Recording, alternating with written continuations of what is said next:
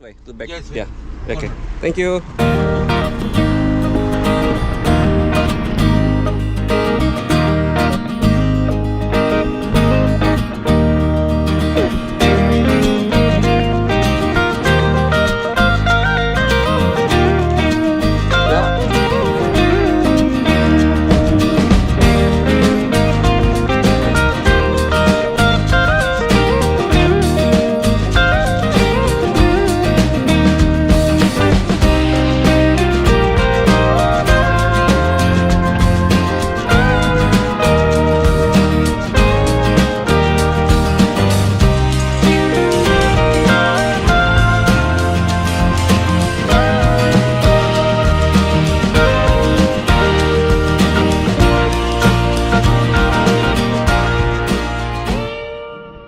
Setelah turun dari Dolmus di pertigaan jalan besar tadi, saya lanjutkan berjalan kaki sekitar 12 menit hingga akhirnya tiba di sini, pintu masuk Efesus.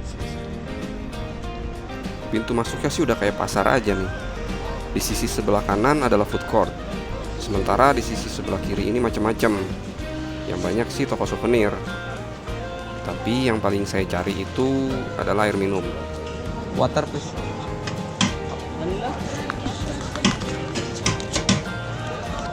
How much? 100. 10? Thank you. Meskipun saat ini sudah menjelang akhir musim panas dan suhu juga sudah lumayan dingin sekitar 25 derajat Celcius, tapi berjalan di tengah hari bolong, sinar matahari benar-benar sangat menyengat. Jangan sampai dehidrasi deh. Lagi pula perjalanan baru dimulai.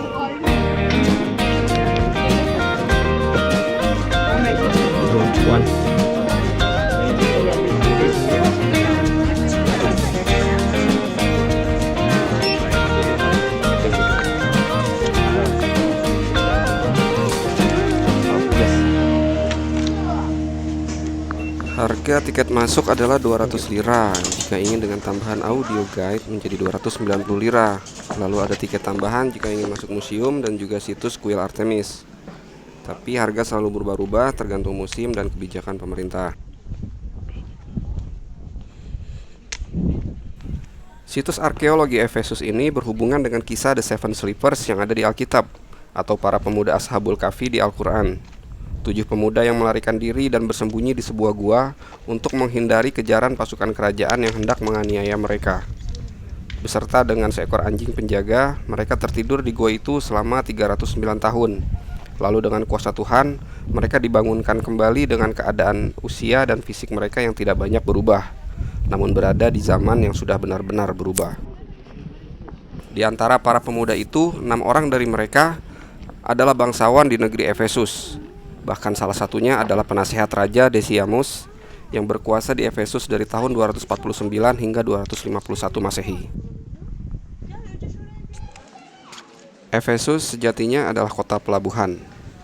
Jalan ini dulunya adalah jalan utama kota Efesus yang menghubungkan pelabuhan di ujung yang satu dengan pusat kota Efesus di ujung yang lainnya. Bisa dibayangkan betapa padatnya jalan ini dulu pada masa jayanya.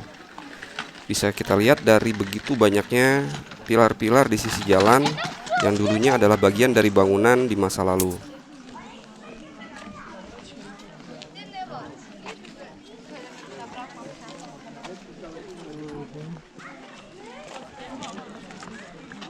Yang paling terlihat mencolok di komplek ini, bahkan sudah terlihat penampakannya semenjak saya masih di dalam Dolmus tadi, adalah amphitheater di sebelah kiri saya ini.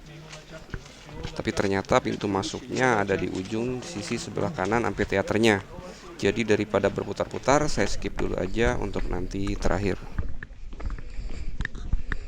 Jalur ini masih kelanjutan dari Arcadia Way. Hanya saja ditutupi lapisan kayu untuk keperluan restorasi. Dan Arcadia Way berakhir di Agora, area terbuka yang didefinisikan seperti pasar, tempat kegiatan komersil, perniagaan, dan kegiatan sosial pada masa lalu. Namun lokasi ini juga kerap digunakan untuk pertemuan politik.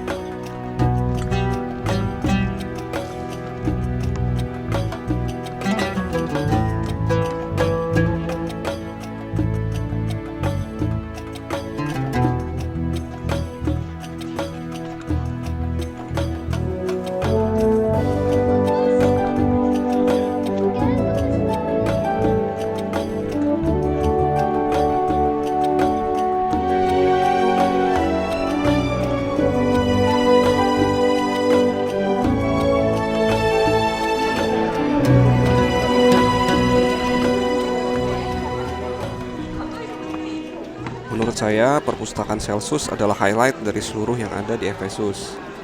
Sekilas, ini mirip dengan Petra dari bentuk tiang fasad dan batu pasir merah yang digunakan.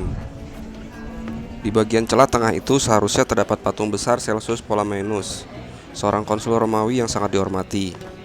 Di ruangan ini juga seharusnya terdapat 3 lantai penuh dengan rak buku. Selain juga patung besar Dewi Athena.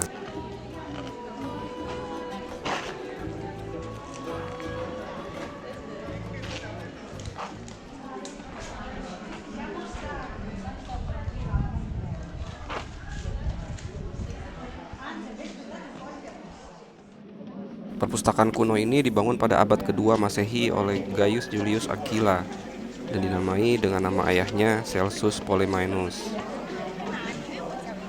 Sayangnya, 2 abad kemudian perpustakaan ini dihancurkan, yaitu pada periode invasi pasukan Goth dari Skandinavia.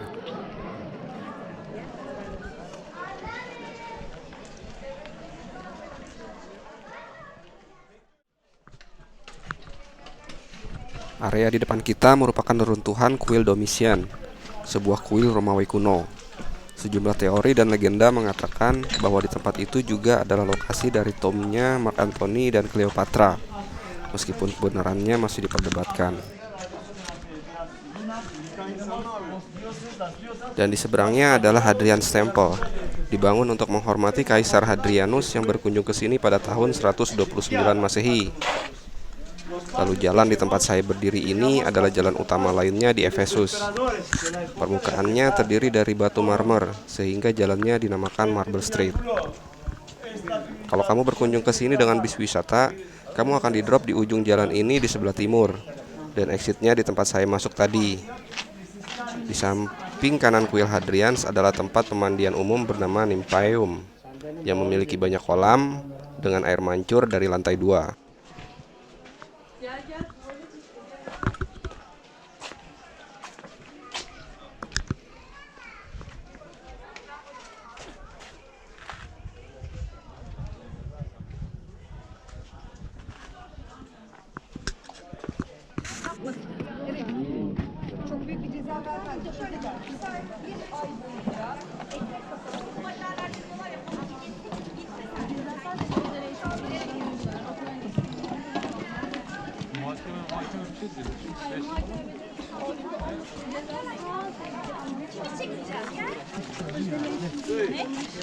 Saatnya saya berputar balik, menyusuri Marble Street di level permukaan tanah yang lebih tinggi dari perpustakaan Celsus dan juga pasar Agora, terus menuju pintu masuk amphitheater.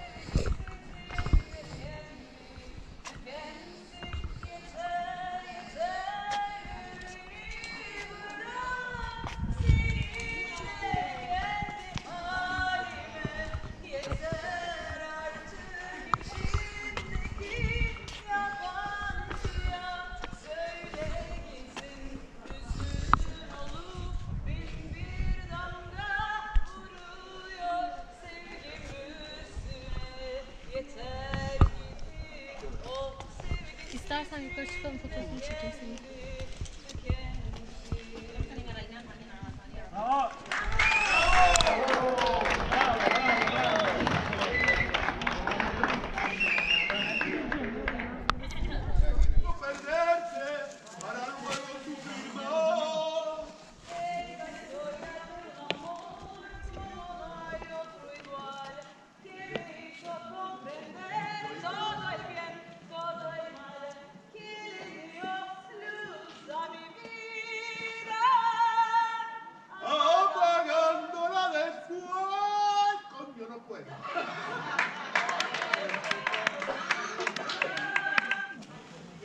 Penampilan tadi adalah dari para pengunjung aja yang unjuk kebolehan seolah-olah ditonton oleh 24.000 warga Romawi Efesus. Yes, Great Amphitheater ini bisa menampung hingga 24.000 penonton. Pertunjukan yang dilakukan di sini umumnya adalah teater. Namun terkadang juga diadakan pertunjukan gladiator ataupun eksekusi hukuman mati.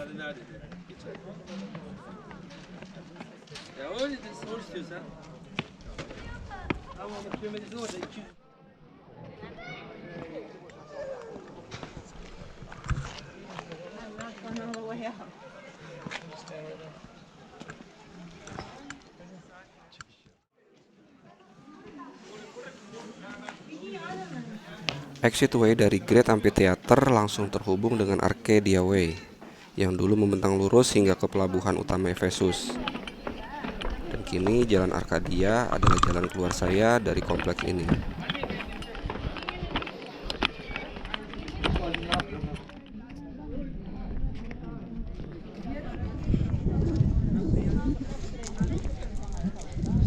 Masih ada beberapa lokasi yang mestinya perlu saya lihat, namun sayang tidak bisa saya lakukan hari ini. Ada kuil Artemis di sebelah utara komplek ini, sekitar 2,5 km dari sini, yang merupakan bekas reruntuhan kuil Yunani terbesar di dunia, 2 kali lipat lebih besar dari Parthenon di Akropolis. Dan jika kita ikuti jalan di bawah itu, sejauh 400 meter di ujung adalah Gereja Mariam. Menurut legenda dan tradisi Katolik, di tempat itu adalah tempat tinggal Mariam beberapa tahun setelah peristiwa penyaliban hingga akhir hidupnya.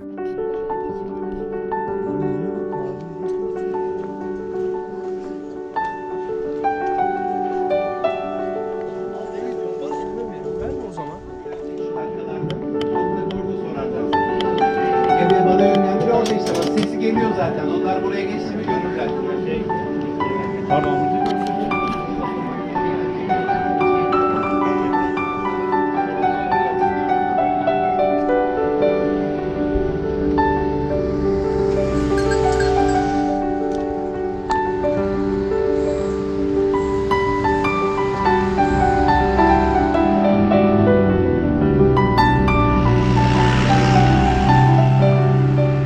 Sebenarnya ada dolmus yang bisa kita tumpangi dari depan kompleks Efesus tadi sampai ke jalan besar.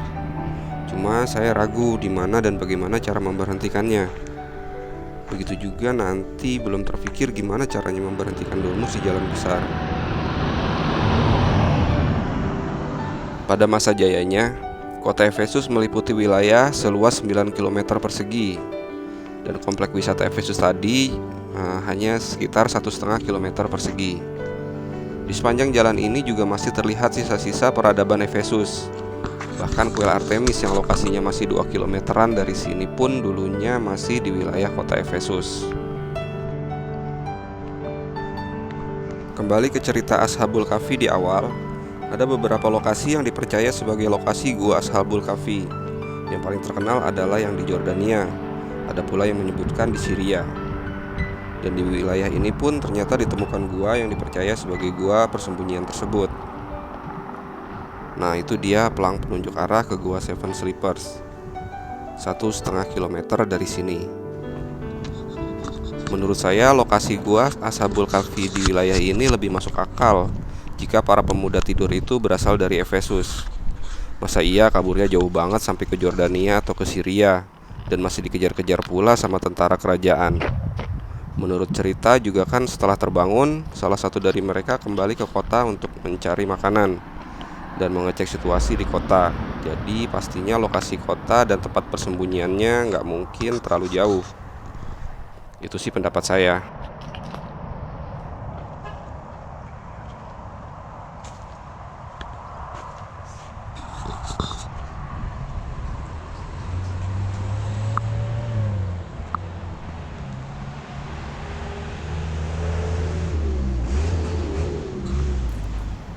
Hampir sampai di pertigaan jalan besar, saya melewati perkebunan buah.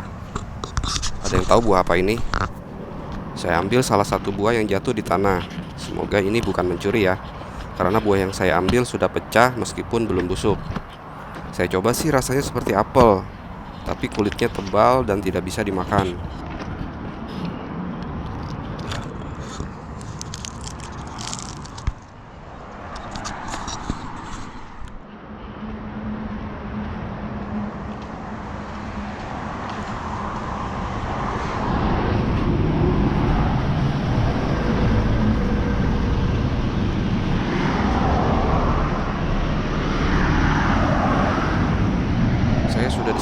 jalan dan bertemu dengan bapak ini, petugas dari Dolmus.